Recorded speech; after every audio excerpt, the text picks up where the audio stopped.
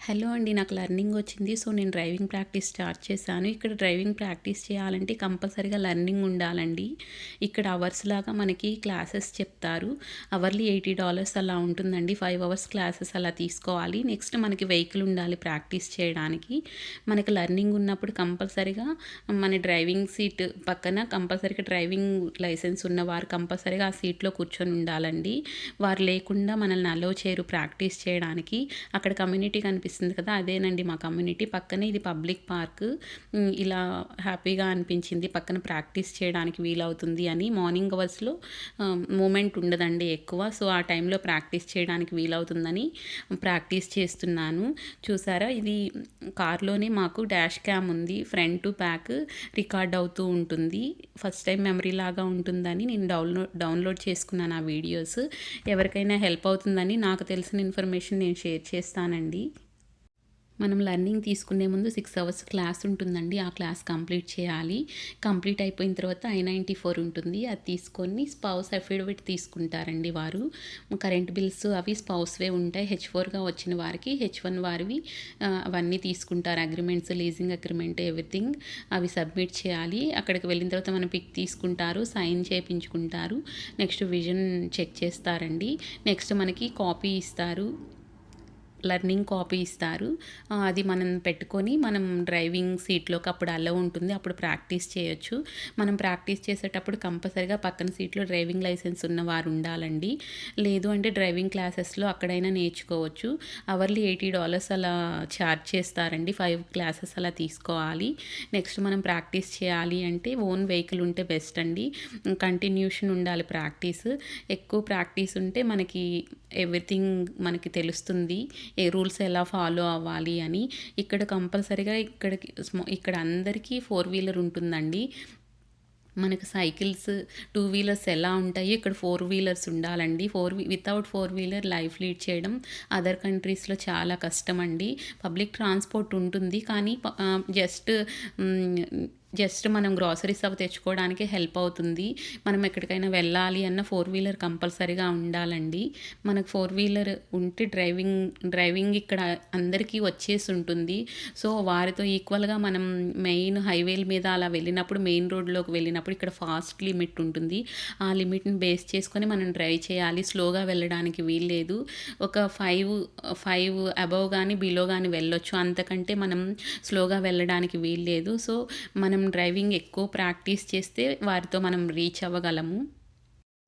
మనం నేర్చుకునే 6 అవర్స్ క్లాస్‌లో ఎవ్రీథింగ్ ఉంటాయండి. ఇక్కడ రూల్స్ ఎలా ఉంటాయి, మనం ఎక్కడ స్టాప్ సైన్ బోర్డ్స్ చూసుకొని స్టాప్ చేయాలి, లెఫ్ట్ రైట్ సిగ్నల్స్ ఫాలో అవ్వాలి, కర్వ్స్ రోడ్స్ ఉన్నప్పుడు ఎలా వెళ్ళాలి, ఎవ్రీథింగ్ ఉంటాయండి. ఇక్కడ రూల్స్ చాలా స్ట్రిక్ట్‌గా ఉంటాయి. రోడ్ రూల్స్ ఫాలో అవ్వాలి, లేకపోతే క్రైమ్ లాగా ట్రీట్ చేస్తారండి.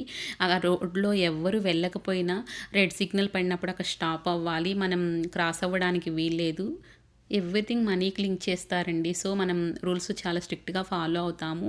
ఇక్కడ బ్లడ్‌లోనే ఉంటుందండి డిసిప్లైను. సో, వారు కంపల్సరీగా ఫాలో అవుతారు. మనం వెళ్ళాలి అంటే వెహికల్‌కి గ్యాప్ మెయింటైన్ చేస్తారు. ఇక్కడ చాలా ఫాస్ట్ 50, 55 ఫాస్ట్ మెయింటైన్ చేస్తుంటారు. ఇక్కడ 55 అంటే మనకి 80 ఫాస్ట్‌తో ఈక్వల్ అండి.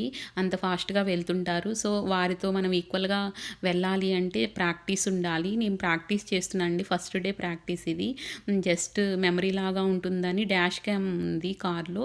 Front to back everything record అవుతూ ఉంటుంది.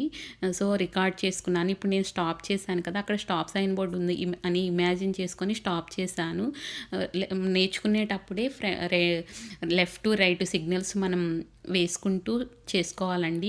మిడిల్‌లో ఇక్కడ డివైడర్స్ ఉండవు. సో, మిడిల్‌లో లైన్ ఉంది అని ఇమాజిన్ చేసుకొని స్టీరింగ్‌ని మెయింటైన్ చేసుకుంటూ అలా వెళ్తూ ఉండాలి సిగ్నల్.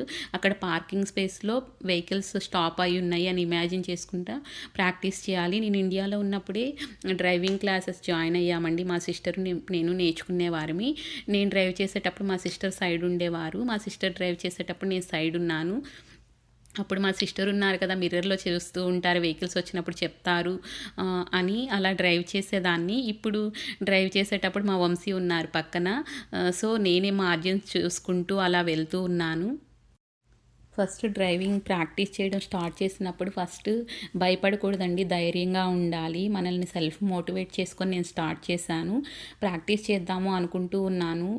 టైం సరిపోలేదండి. లెర్నింగ్ కంప్లీట్ చేసిన తర్వాత లెర్నింగ్ తీసుకున్నాను. సో, ఇంకా ప్రాక్టీస్ చేయాలి అని డిసైడ్ అయ్యి ప్రాక్టీస్ చేస్తున్నానండి. సెల్ఫ్ మోటివేట్ చేసుకోవాలి. ఎప్పుడు ఏ డే ఎలా ఉంటుందో తెలీదు.